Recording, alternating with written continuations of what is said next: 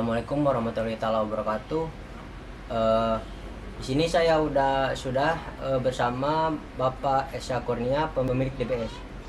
Oke Pak, saya di sini mau menanyakan tentang yang lebih lengkap tentang DBS tersebut. Apa itu DBS, Pak?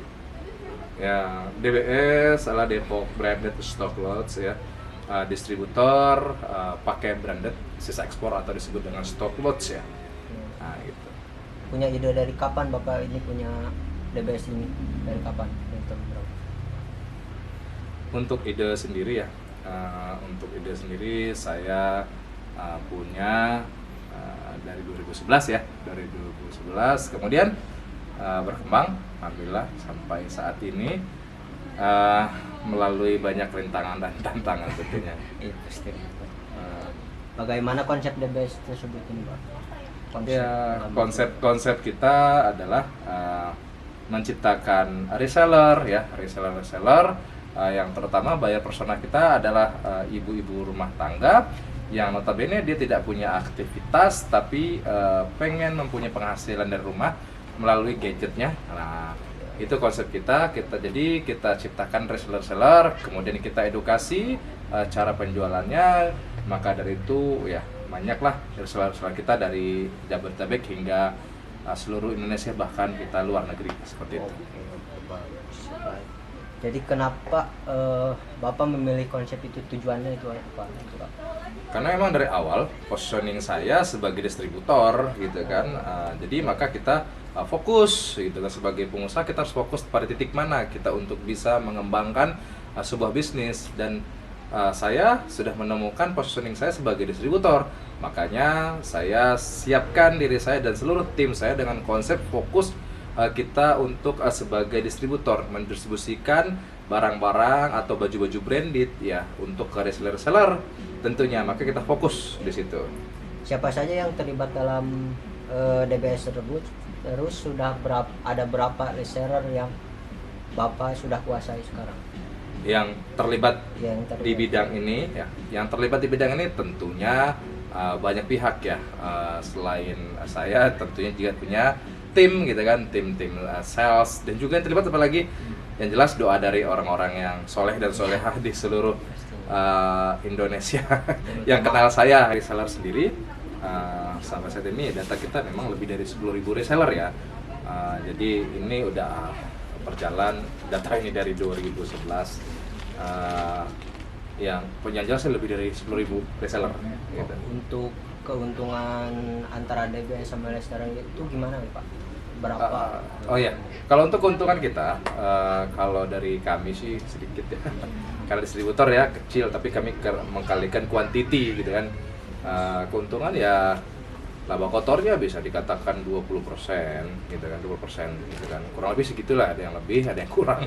Bahkan ada juga baju harga 55 kami jual 60. Berarti kan nggak nyampe 10% ya gitu kan. Tetapi untuk reseller sendiri untuk reseller tuh yang tinggi untungnya gitu kan. Reseller sendiri bisa mencapai 40% sampai 75%. Kalau untuk reseller sendiri ya bisa mendapat keuntungan rata-rata segitu. Untuk produk-produk yang ada di sini itu produknya produk apa aja sih Pak yang ada di sini DBS itu? Kalau untuk produk yang kita ada tuh macam-macam ya brandnya, brand internasional gitu kan. Yang jelas ini barang branded sisa ekspor ya. Mungkin brand-brand yang terkenal banget lah seperti Old Navy, Gap, S. Oliver dan sebagainya. Masih banyak brand-brand yang lainnya. Kalau untuk anak-anak tuh Oskos ya, Old Navy. Berarti di sini komplit ya untuk anak-anak dan dewasa maupun ke legging, celana pendek, celana panjang, dress. Kalau untuk dewasa t-shirt yang paling dominan banyak sama celana. Dominan ke cowok kalau untuk dewasanya gitu. Berarti kebanyakan di sini tuh kayak kaos-kaos gitu ya Pak. Kaos-kaos juga banyak banget. Seperti ruangan ini. Satu ruangan ini kaos semua. Ya, gitu. Untuk pengambilan produksi DBS ini dari mana Pak? Kalau kita sendiri ada pengambilan dari pabrik ya. Ada rekan-rekan kita dan juga dari pengepul pabrik. Karena ada beberapa pabrik tuh kita yang nggak tembus, tapi akhirnya kita ngambil di pengepul. Tapi yang jelas harga lebih murah dan kualitas barang tetap sama, gitu kan. Yang kita jual ini adalah barang-barang A grade tentunya. Nah, kemarin itu kan saya lihat tuh dari YouTube-nya DBS tentang DBS Peduli. Nah, tujuan dari DBS Peduli itu dengan apa, ada hubungannya dengan perdagangan tersebut ya Pak? Ya, kalau untuk DBS Peduli ya ini pure memang niat kita adalah untuk membantu saudara-saudara kita yang terkena dampak bencana alam atau gempa di Pasaman Barat. Itu kita pure niat kita adalah untuk membantu di sana. Ditambah satu sisi lagi, saya memang kelahiran dari Pasaman Barat gitu kan. Nah, jadi saya membantu tuh saudara-saudara kita yang di sana itu yang nggak punya tempat tinggal, yang rumahnya rata dengan tanah, kemudian nggak bisa pulang lagi ke rumahnya, masih gempa dan sebagainya. Yang pertama kali kita pikirkan adalah bagaimana dia makan dari mana nih, saudara-saudara kita yang masih yang di atas-atas itu, di dalam itu, karena banyak yang belum sentuh ternyata kejadian itu kan. Akhirnya kita bikinkanlah nasi, yuk kita kenyangkan perutnya supaya badannya sehat kan, begitu perutnya dulu nih. Akhirnya kita buatkan nasi. Hari pertama program kita sampai semingguan, nah gitu kan. Maka kita siapkan itu sekitar 700-800an nasi bungkus gitu kan. Jelas itu masakan khas Minang ya. yang gulai-gulai, yang penting makannya itu sesuai dengan selera mereka masing-masing. Atau masa kitanya di Depok ini kan masakan Padang gitu kan. Nah, itu selera sana lah. Kita siapkan supaya dia badannya sehat gitu kan, makan dulu. Kemudian apalagi setelah perutnya terisi, pakaiannya kita berikan gitu kan, karena banyak anak-anak juga nggak punya pakaian, masih kotor, ibu-ibu dan sebagainya. Aduh, masih banyak banget kemarin bapak-bapak juga ya. Nah, terjadi itu hanya baju di badan yang dipakai 2 hari 3 hari belum mandi. Makanya kita siapkan pakaian dari sini, kita kirim itu sebanyak lebih dari 500 sebenarnya. Itu ada sekitar 4 karung.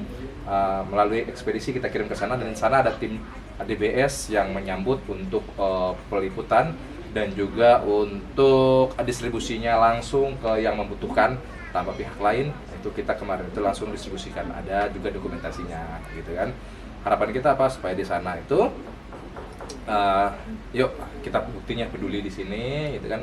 Dan DBS juga mengharapkan berkahnya dari doa-doa semuanya, dan mudah-mudahan DBS makin berkembang, makin banyak karyawan, makin banyak kerja sini, dan juga makin bisa menebar manfaatnya di seluruh Indonesia. Karena memberi itu bukan untuk merugikan diri kita, malah makin berkembang usaha kita ya Pak? Insya Allah gitu. Untuk DBS Peduli ini Pak, apakah akan ada setiap program 1 tahun sekali atau berapa bulan sekali? Apakah akan terus-terusan dilakukan apa gimana? Ya, konsep kita adalah peduli ya terhadap saudara-saudara kita ya. Sebenarnya bukan hanya di Pasaman Barat ya.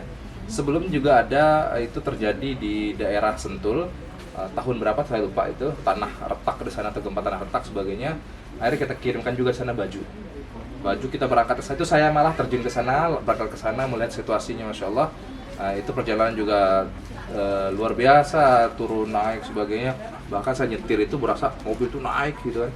Ada belakang saya bawa mobil, di belakang saya truk untuk mau bawa barang, 1 truk gitu kan.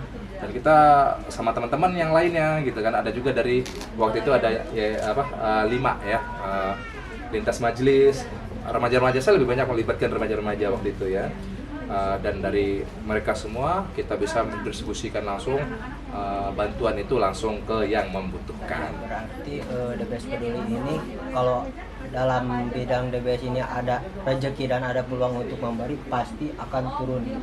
Insya Allah ya, kalau kita tidak turun kita akan pure membantu. Nah, intinya begitu, kita peduli selagi kita mampu. Insya Allah kalau kita mampu, kita akan selalu berbagi, karena itu adalah ibadah. Niat kita semuanya adalah ibadah, begitu juga dan usaha ini kita niatkan, mindset kita adalah untuk beribadah. Insya Allah mudah-mudahan berkah. Ya, amin, amin. Ya mungkin itu saja Pak dari saya, pertanyaannya itu mudah-mudahan ini salah satu ya gimana ya, motivasi buat kita semua untuk siap berusaha lah untuk dalam bidang apapun. Insya Allah. Itu cukup sekian. Wassalamualaikum warahmatullahi taala wabarakatuh. Waalaikumsalam warahmatullahi wabarakatuh.